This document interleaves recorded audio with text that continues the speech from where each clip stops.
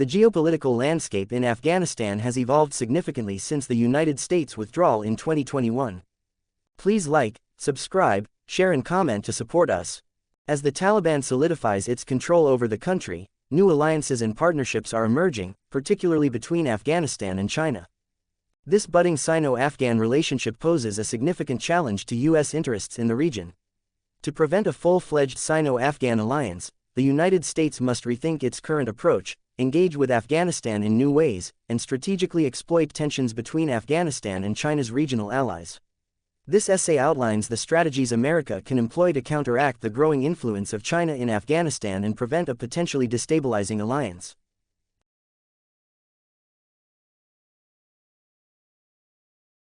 The relationship between China and the Taliban-led Afghan government did not emerge overnight.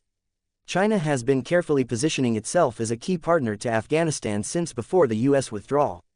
In July 2021, China's Foreign Minister Wang Yi met with high-level Taliban leaders in Tianjin, signaling China's recognition of the Taliban's inevitable takeover. Since then, the relationship has deepened, with China hosting multiple diplomatic meetings and facilitating trade agreements.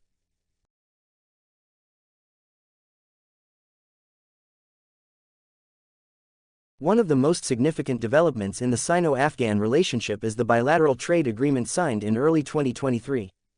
China's Xinjiang Central Asia Petroleum and Gas Company signed an oil extraction deal with Afghanistan, pledging to invest hundreds of millions of dollars annually. The Taliban government has also expressed interest in joining China's Belt and Road Initiative (BRI), an ambitious infrastructure project that includes over 150 countries. These economic ties are complemented by diplomatic overtures, such as the appointment of Bilal Karimi as the Afghan ambassador to China, a move that symbolizes the growing bond between the two nations.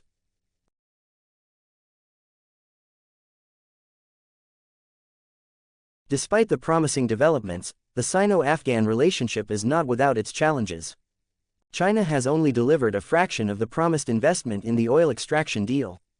Furthermore, Afghanistan's relationships with other Chinese allies, such as Pakistan and Iran, are fraught with tensions. Border clashes between Afghanistan and Iran in 2023 and ongoing conflicts between Afghanistan and Pakistan highlight the difficulties in building a cohesive regional alliance. Additionally, ideological differences between the radical Sunni Taliban and the Shia government of Iran, as well as China's oppression of its Muslim population, create further complications.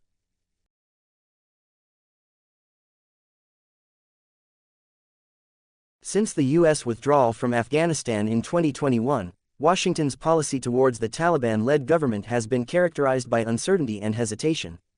The United States remains ideologically opposed to the Taliban due to its ongoing human rights violations, particularly against women and political prisoners. However, there is also a desire to prevent an economic collapse in Afghanistan, which could have devastating consequences for the Afghan people. This mixed goal has resulted in what the State Department describes as a pragmatic relationship.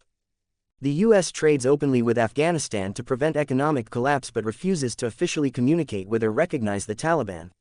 Instead, it uses Qatar as an intermediary for diplomatic activities and has taken combative actions, such as freezing $7 billion of Afghan assets. Unfortunately, this middle ground approach has yielded little success. Afghanistan's economy remains stagnant, exports have contracted, and human rights conditions continue to deteriorate.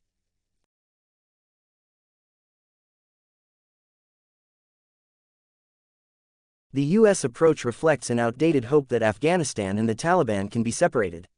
However, the reality on the ground is that the Taliban and Afghanistan are now one and the same.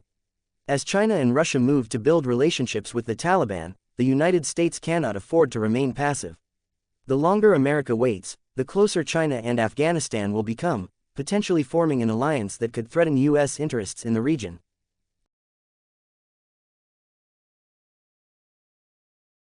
The first step in preventing a Sino-Afghan alliance is for the United States to reopen dialogue with the Taliban-led government. This does not mean immediate rapprochement but rather a réouverture, or reopening of diplomatic channels. The U.S. should initiate conversations with the Taliban on shared goals, such as humanitarian aid and infrastructure development. This can be framed as an effort to help the Afghan people while simultaneously building goodwill between the two nations. By engaging with Afghanistan on economic projects, the U.S. can provide an alternative to Chinese investment. If Afghanistan sees the US as a viable economic partner, it may be less inclined to fully align with China. Additionally, the US can use this opportunity to influence the direction of Afghanistan's economic development, ensuring that it aligns more closely with US interests.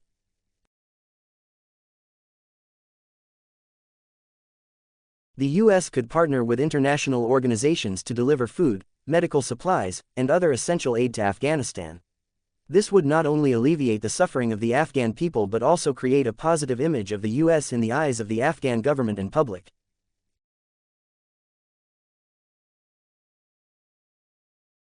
The US could assist in rebuilding Afghanistan's infrastructure, including roads, schools, and hospitals. This would provide much-needed economic stimulus to the country and create jobs for the Afghan population.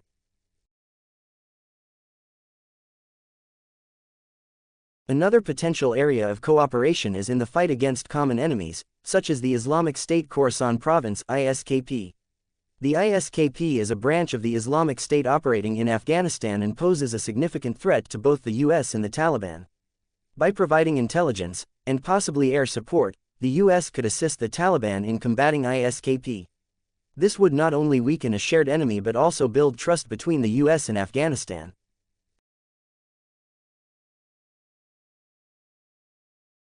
The US could provide real-time intelligence to help the Taliban track and eliminate ISKP operatives. This could be done covertly to avoid political backlash in the US. The US could offer limited air support to Taliban forces fighting ISKP. This would demonstrate the US's commitment to combating terrorism in the region and could serve as a foundation for broader military cooperation in the future.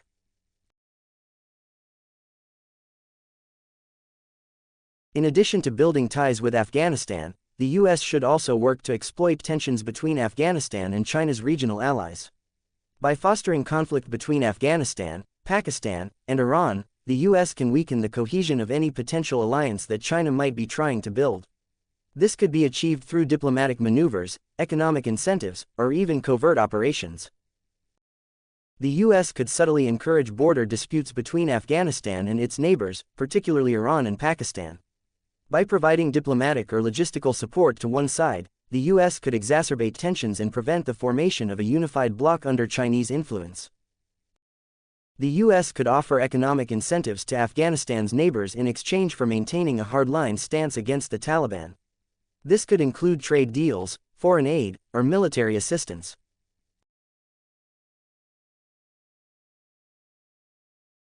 Any attempt to engage with the Taliban will face significant opposition within the US, particularly from those who view it as a moral failing.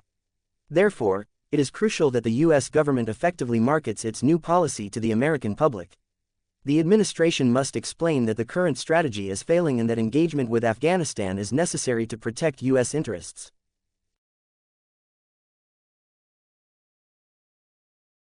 Emphasize that the US is engaging with Afghanistan primarily to provide humanitarian aid and prevent further suffering among the Afghan people. Highlight the importance of cooperating with Afghanistan to combat shared enemies, such as ISKP, which poses a direct threat to US security. Explain that the US is working to counteract China's growing influence in Afghanistan by providing an alternative source of economic investment.